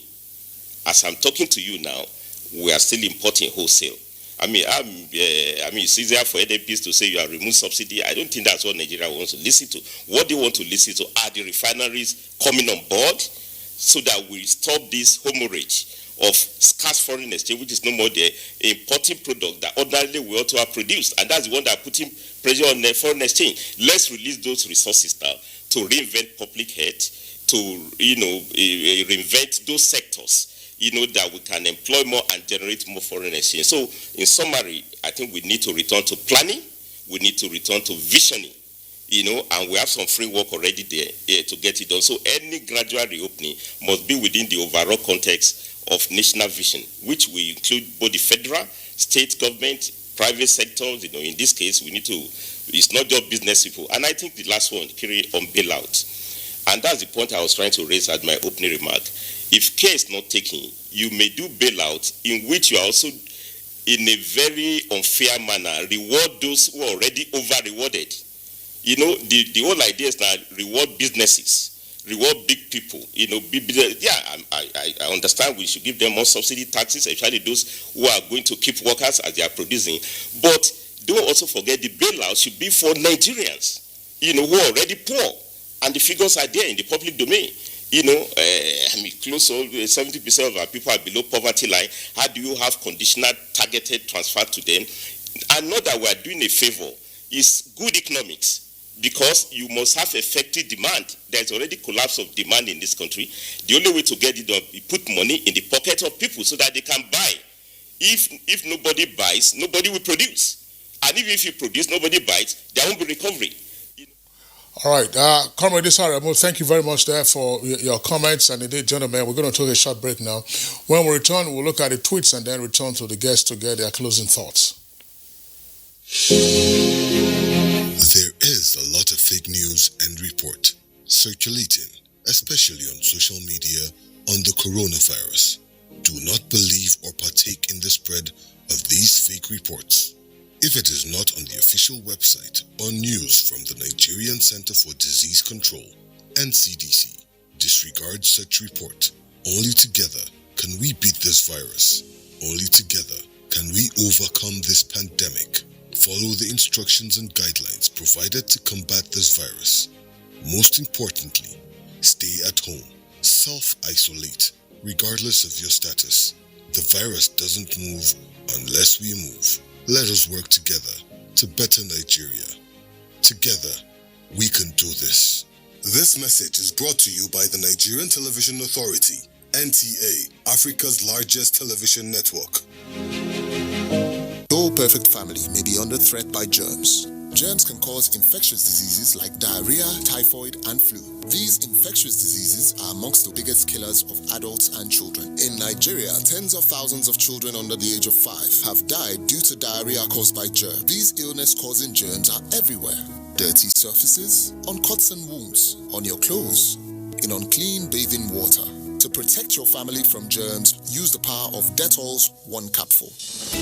For surface cleaning, for first aid, for your laundry, in your bathing water, and to protect your family from up to 100 illness-causing germs. Introducing Dettol with aloe vera. Soothing aloe vera, the power of Dettol, which is soft on skin and hard on germs. Be Dettol Sure. Nigerians, coronavirus is dangerous. It can kill. When you see this sign, high fever, cough, shortness of breath, drowsiness, pneumonia, don't panic, don't hide. Don't embark in self-medication. Promptly visit the nearest medical facility. Report all cases to the nearest hospital. Prevention is key. Avoid contact with infected persons. Avoid crowded areas as much as possible. Wash your hands regularly. Use hand sanitizers. Your life is precious. Stay alive. Live long, live right. This message is sponsored by the Federal Ministry of Information and Culture and the Nigerian Film Corporation. Nigerian Film Corporation, powering possibility.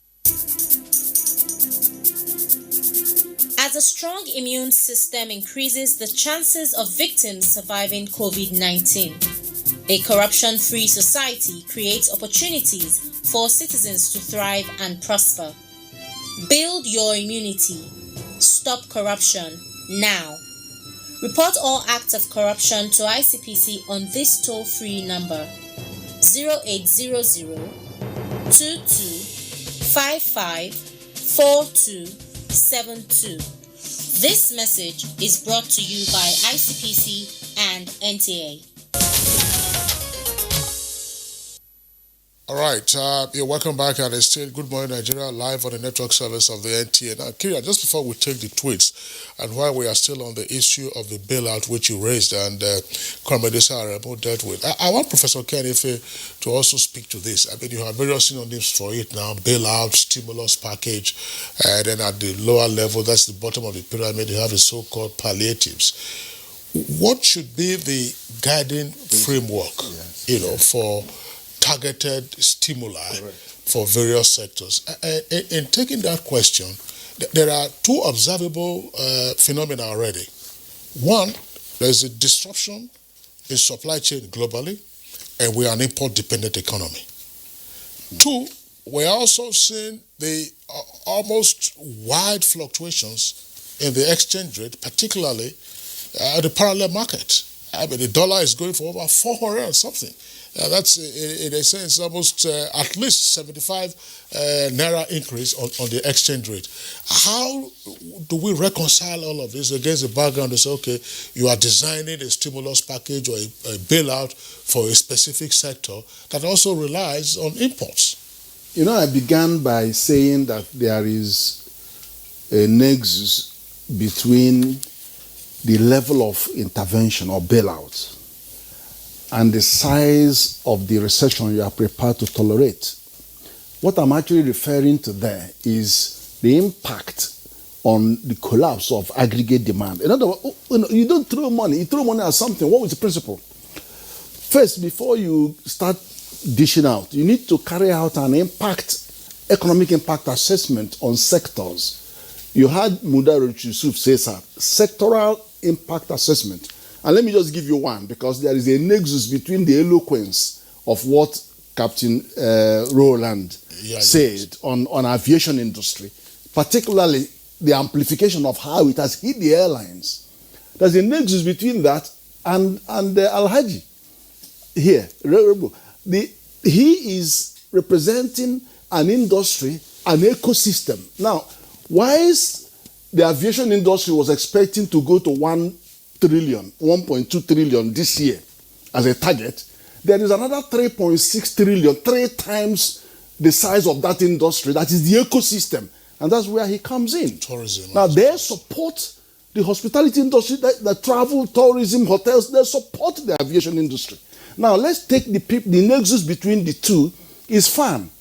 FAN is government plus private, is the way it is. But it has 22 airports. Only 2 of the airports are viable. Abuja breaks even. Lagos earns 58% of the revenue. So Lagos revenue subsidizes the other 20 airports. If FAN is allowed to face more pressure, they can just close down those airports because they can't make money. And the captain has told us how much additional impact and pressure that all of these are going to have. They're going to be under more pressure. Now they are self-generating. So they're generating all their income. They're not getting money from the budget. So how much can they carry staff, carry retirees, in this very present circumstance? Then thirdly, they are being owed over 53 billion naira. If they go tough on people who are owing them, all these airlines will shut down because they are the ones owing them. So where do you find, you've got to understand the impact assessment on each sectors to now know how you respond with the palliatives and the bailouts. So now remember, bailout is only one part of it, because bailout is more of the fiscal policy side. Although there are some monetary ones, because monetary they are borrowing at a lower interest rate of 5%. So, but one good thing that the CBN has done by bringing out 50 billion, the 50 billion was going to go to household and also to MSMEs. Now, why is it very critical?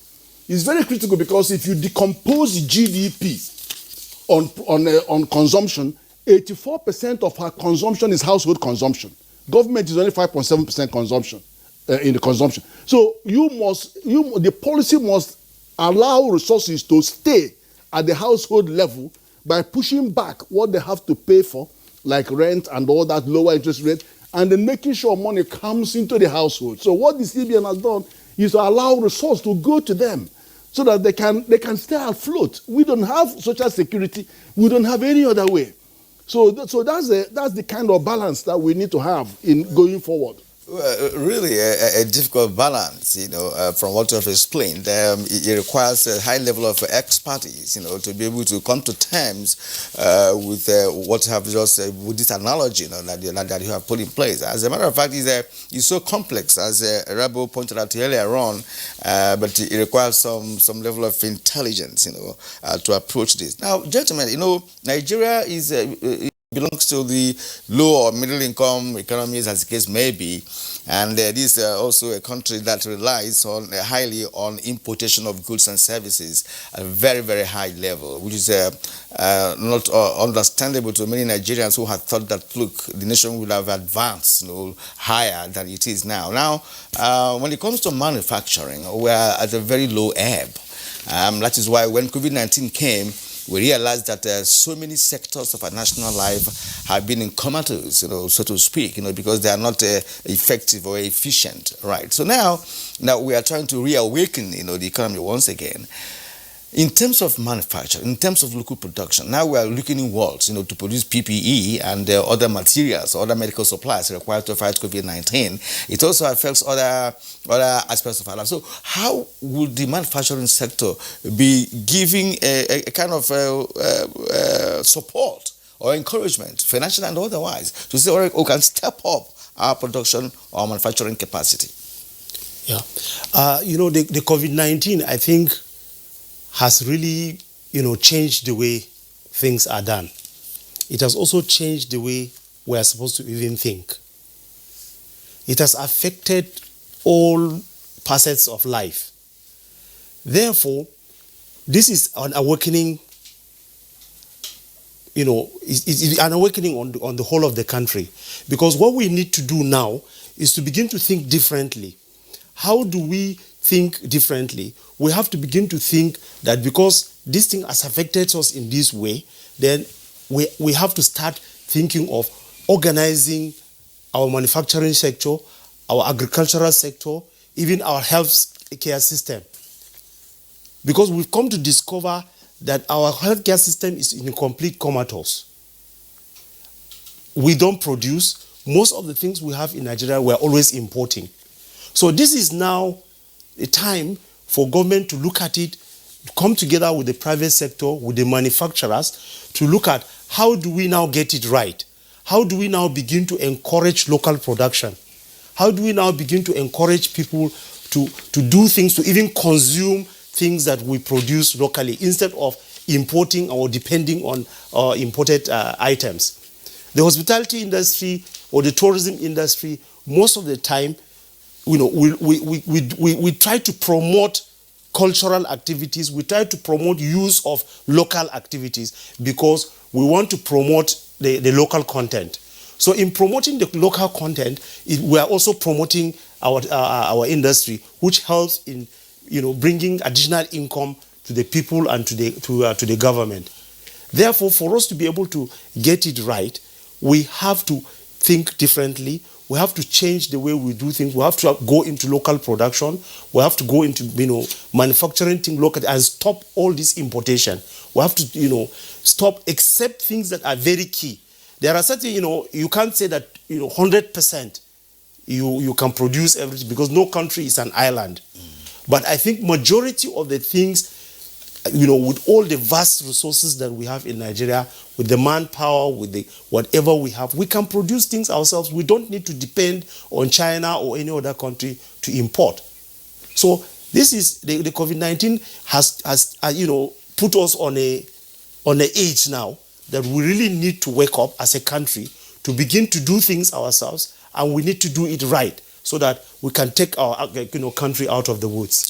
Very well, Rabo Saleh, thank you very much. I mean, Kirian, if you recall at the onset of the pandemic, part of the complaint was that if you went to the shops, you wouldn't get sanitizers, hand sanitizers. If you went to the pharmacies, they had run out of stock of face masks. But today, I'm not sure anybody's complaining about getting face mask or hand sanitizer. Yes, everybody. So if those who went and hoarded hand sanitizers, I'm sure they are bringing them out. Who hoarded them? Yeah, hand sanitizers are all over the place. Some of them have very strong alcohol content, sufficient to kill off the virus. And then face masks, we all have different types. I mean, Kirian has this, and then our guests also have that. So there's a local response to that already, and there are many other things that we can also respond to, except, of course, the downstream sector where we are a laggard, as it were, and our forest continues to go in that direction. Captain Roland Iyaye, I mean, tell us something. In the aviation subsector, you've articulated the key issues there, how it might be, what is required to at least keep the industry in name alive, and then what is required to get it up to fly again. Now, we have observed something in some other jurisdictions. So in the U.S., for instance, you have some flights, local flights still going on. Is this something that we can borrow from? Yes, there's community transmission. We know the hardest hit parts on the eastern coast of the United States, but there are still flights across the U.S. Can we have a gradual reopening of the aviation sector? Because we can't have this prolonged paralysis of that sector. That's one. And some of the very pertinent points relating to either indebtedness or regulatory issues. Will the airline operators be having a conversation, or are they already having a conversation with the regulators? Thank you very much, Kingsley. Essentially, let me quickly correct something that Prof said earlier regarding the unviable airports. Ordinarily, no airport should be unviable. I think the problem we have in the industry is one of policy. And if the policies are set right, every single airport in the country will be extremely viable. An airport, by design, is a small city. It is designed to provide unfettered market access. And if the market access is there, by virtue of the service providers using it, then we should not necessarily have any situation where an airport is termed unviable. I think that can be corrected by way of policy. Now, going to the issue of reopening, and then of course government support. A lot of conversation has been going on. I understand a lot of what needs to be done in terms of reopening. Yes, certain flights were going on in the country, but those flights were actually rescue flights. There were flights meant to move around the country, essential materials for the relief. So they were not necessarily passenger flights. They were more like cargo flights. In terms of getting a bailout for the industry, there is indeed a need for substantial bailouts. But the truth is, and this is a reality, we're talking about a deficit budget. How do we fund a bailout? Those are not things that we can wish away, but at the same time, those are not things that we can realistically say at this point in time the government can actually do. But there are ways of dealing with, some sort of relief for the industry. I'll give an example. We have 40% of an airline need being fuel. Today, the price of fuel has gone down, but we have not seen a commensurate decrease in the price of fuel at the pump for the aircraft. Now, if government took charge of ensuring that we can have fuel in the country at a rate that is highly subsidized, rather than provide funding to the airline, I think that would be more useful than having to say that you're giving actual bailouts to airlines. Because the truth is, if you're going to give cash to individuals or corporate entities, how do you justify it when certain other elements or certain other entities might not be given the same thing? So you're going to create some sort of chaotic situation when you're talking about bailouts. I think what the government should look at as the industry, rather than monetary doleouts, should be one of relief that would impact the entire industry. Things like fuel, things like tax. Those are areas that the government can come in that would make sense. All right, we did apologize for pausing you there because we're trying to manage the rest of the time that we have for the program, and we'd like to bring in Issa Aremu here. Issa Aremu, we talk about policy making, and we hear about policy somersault, policy summary. We also say about the policy surrender. I don't know, in Nigeria we have several policies, but sometimes they don't address the key and core issues. Is it a problem of the policy makers, or is it a problem of policy implementers? This is with respect to either production, manufacturing, buying Nigerian goods and what have you. Very briefly, please, sir. Well, I think maybe to add to your the list of policy appellatives, let me add the need for policy push. And currently we have cotton, garment and textile policy, CTG, which was unfolded by President Muhammadu Buhari earlier this year. And interestingly, we've gotten some implementation. I think this is the time to get it and get it properly fully implemented.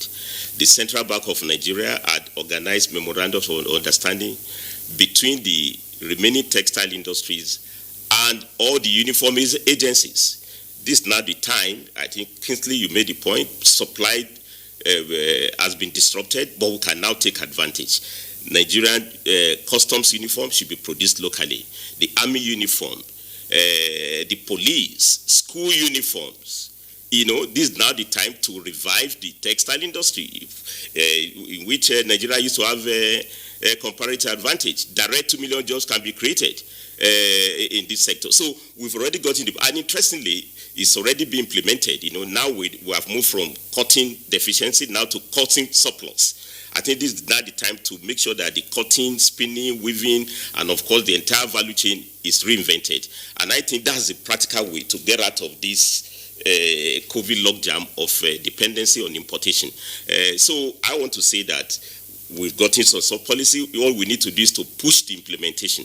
And I think more than ever before, we need to drive it. Of course, there's nothing you can do about manufacturing without electrification. There cannot be industrialization without electricity. We have to get the ball rolling, to improve the capacity for energy generation, because that's going to be a critical success factor for any effort for recovery. And I think. All right, Comrade Saramo, sorry, we, as I said, pressed for time. Just very quickly now to go through the tweets that have come in from our viewers. Cecilia Okoroma, though very difficult, we can all endure, make sacrifices and readjust for this new normal lifestyle, and use community leaders to educate those at the grassroots for strict adherence to the coronavirus guidelines. And our economy will bounce back sooner than later. KJ Olabaji said the reliance on oil is a problem. The agricultural season is gradually being lost unless we give hope to farmers. The manufacturing sector is worse hit due to supply and demand for both inputs and output. Can we still get out of the wood? Yes, if we can build sector resilience. Now, Steve Bond tweets, with less than 50,000 tests in a country of over 190 million people, reopening the economy, most especially schools, should not be a hasty decision. Festus Akimboewa says, while it is important to protect Nigerians from COVID-19, it's also important to protect the economy. All right, Abogbala Humbab says the public needs constant enlightenment, and much as it is good to forestall another pandemic, that is hunger virus, it's equally important that people use face masks and observe social distancing. Chris Simeon, no economy thrives well if there is lockdown. Federal government and the PTF on COVID-19 have done a nice job for directive giving for the gradual opening of the economy. Law Alpha say relaxing the lockdown is germane, considering the sufferings experienced by the people, but mass testing should be aggressively embarked upon. Yeah, and we see how Michael Ayankpo, Popola, Motayo, Onyebuchi, Ezenwa, Omar, we thank you, Ruben Nagebri. And then there's one from Lead Prince, by the way. It says the banks are not so much affected as other sectors. Government should prevail on banks to take a 50% interest rate cut on outstanding corporate loans. All right, that's where we conclude our show today, but not before we appreciate our guests who made it possible for us to get next to you in terms of analyzing the topic. Rabu Saleh is, of course, the president of Federation of Tourism Associations of Nigeria. We thank you. Pastor Ken Ife, who's also, the regular here with us, we appreciate your comments as always. Thank you for coming. Isa Aremu, Vice President, Industry Global Union and member, National Institute of Policy and Strategic Studies. It's been a pleasure hosting you this morning on Good Morning Nigeria. Captain Roland Iyai, former Managing Director, Nigeria Airspace Management Agency, we thank you for coming and sharing your thoughts with us. All right, so that does it for us today as well on Good Morning Nigeria. Thank you. We're back tomorrow, same time, 7 o'clock in the morning.